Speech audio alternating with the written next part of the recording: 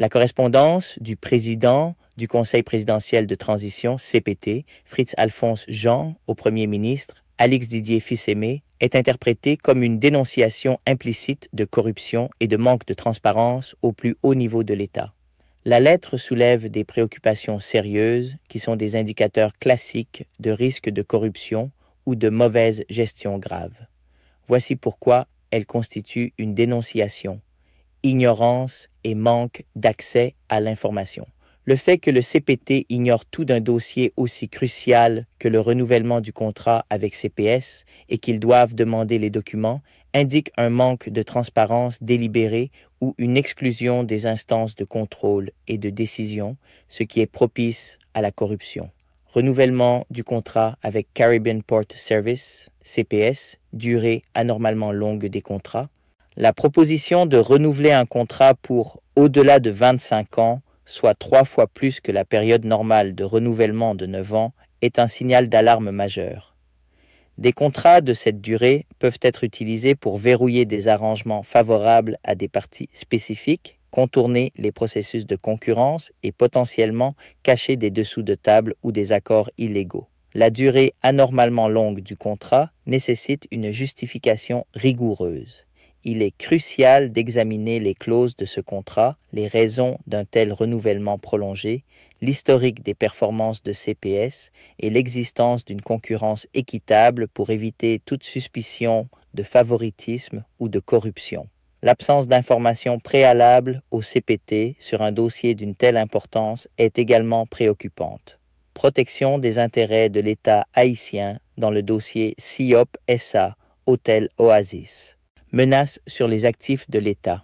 La situation de CIOP SA, où près de 17 millions de dollars américains des actifs de ces 3 institutions de l'État sont exposés par l'incapacité de la société à faire face à ses obligations financières, suggère une gestion défaillante, voire des investissements risqués ou frauduleux ayant mis en péril des fonds publics.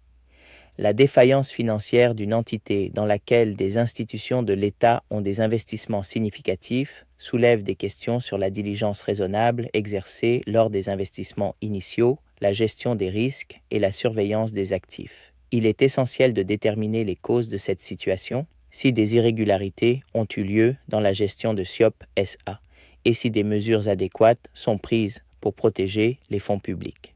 L'inaction ou une réponse tardive pourrait indiquer une négligence ou des complicités.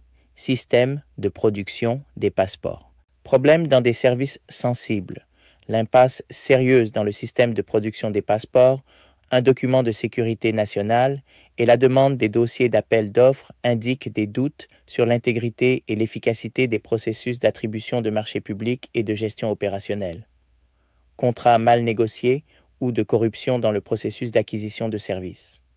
La demande des dossiers d'appel d'offres est cruciale pour vérifier la transparence, l'équité et la conformité des procédures de sélection du prestataire. Toute irrégularité dans les appels d'offres pourrait indiquer des pratiques de corruption. Mesures extraordinaires pour combattre l'insécurité.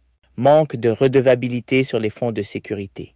L'absence d'informations permettant d'analyser et d'apprécier les résultats escomptés des initiatives prises par rapport aux ressources engagées pour le fonctionnement du task force est une préoccupation majeure. Les fonds dédiés à la sécurité, surtout dans des contextes de crise, sont souvent des cibles privilégiées pour le détournement si le suivi et la redevabilité sont insuffisants.